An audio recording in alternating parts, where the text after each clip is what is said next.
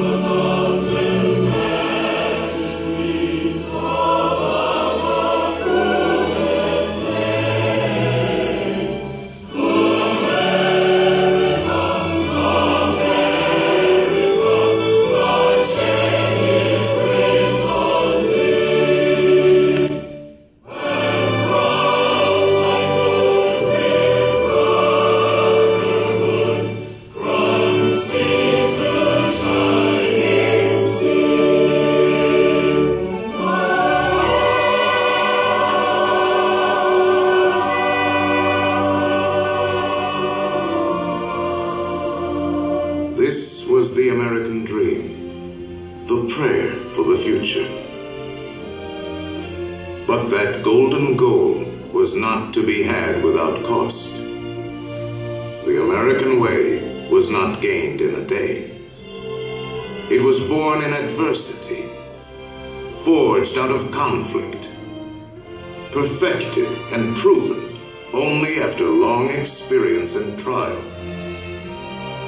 In all of history, no man was dedicated to this dream more than the 16th President of these United States, Abraham Lincoln. Here in his own words is what he once wrote about himself. For at that time, very few people outside Illinois knew very much about this man from the prairie. I was born February 12th. 1809, in Hardin County, Kentucky. My father removed from Kentucky to what is now Spencer County, Indiana, in my 8th year. It was a wild region, with many bears and other wild animals still in the woods. There I grew up. I was large for my age, and had an axe put into my hands at once, and from that to my 23rd year, was almost constantly handling that most useful instrument. I think that the aggregate of all my schooling did not amount to 1 year. At 21, I came to Illinois. Thought of trying to study law. Rather thought I could not succeed at that without better education. I borrowed some law books, took them home, and went at it in good earnest. In 1854, the law profession had almost superseded the thought of politics in my mind, when the repeal of the Missouri Compromise aroused me as I had never been before. What I have done since then is pretty well known. If any personal description of me is thought desirable, it may be said I am in height, 6 feet 4 inches. Nearly. Lean in flesh, weighing on an average of 180 pounds, dark complexion, with coarse black hair and gray eyes, and no other marks or brands recollected. Yours very truly, A. Lincoln. Abraham Lincoln became president faced with the terrible threat of civil war, a thing he dreaded, yet a calamity he was prepared to meet if he must. Without union, the Constitution is only a piece of paper. I know there is a God, and that he hates injustice and slavery. I see the storm coming. I know his hand is in it. If he has a place and work for me, and I think he has, I believe I'm ready. And with God's help, I shall not fail.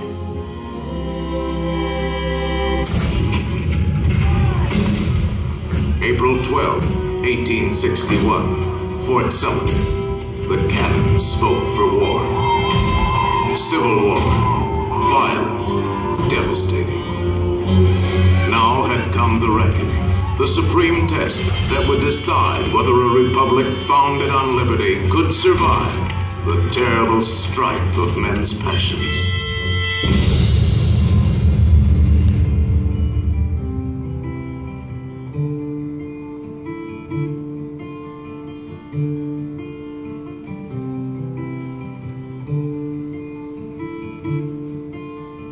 Two brothers on their way, two brothers on their way, two brothers on their way, one more blue and one more gray.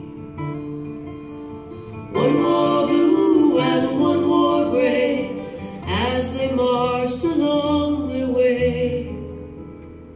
The fife and drum began to play, all on a beautiful morning.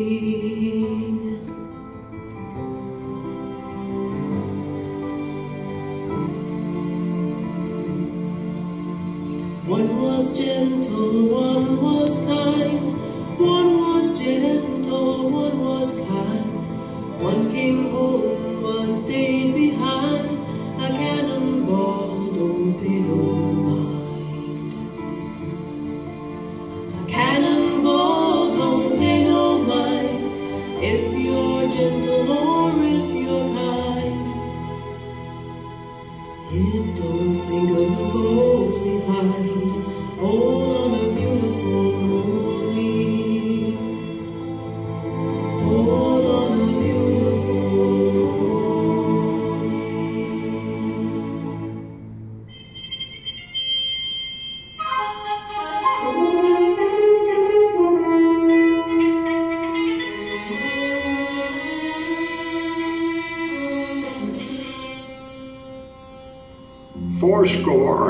87 years ago, our fathers brought forth on this continent a new nation, conceived in liberty and dedicated to the proposition that all men are created equal. Now we are engaged in a great civil war, testing whether that nation, or any nation so conceived and so dedicated, can long endure. 10 brief sentences, so simple, so direct. Abraham Lincoln had not expected his words to live beyond their temporary moment, but time and history would dictate otherwise. And so today, his Gettysburg Address is immortal, a rich and treasured part of our country's heritage.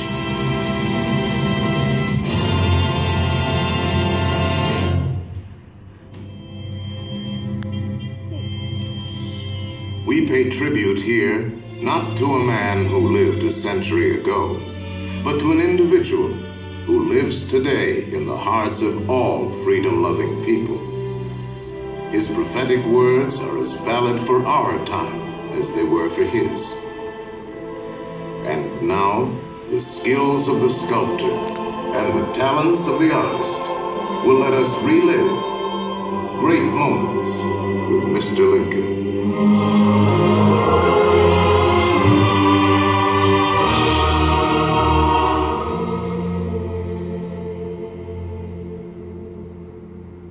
The world has never had a good definition of the word liberty. And the American people just now are much in want of one. We all declare for liberty, but in using the same word, we do not all mean the same thing. What constitutes the bulwark of our liberty and independence?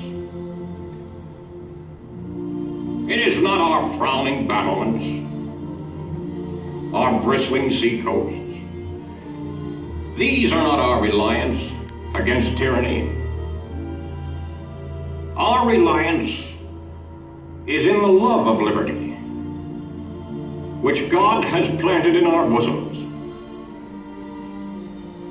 Our defense is in the preservation of the spirit which prizes liberty as the heritage of all men, in all lands, everywhere. Destroy this spirit, and you have planted the seeds of despotism around your own doors.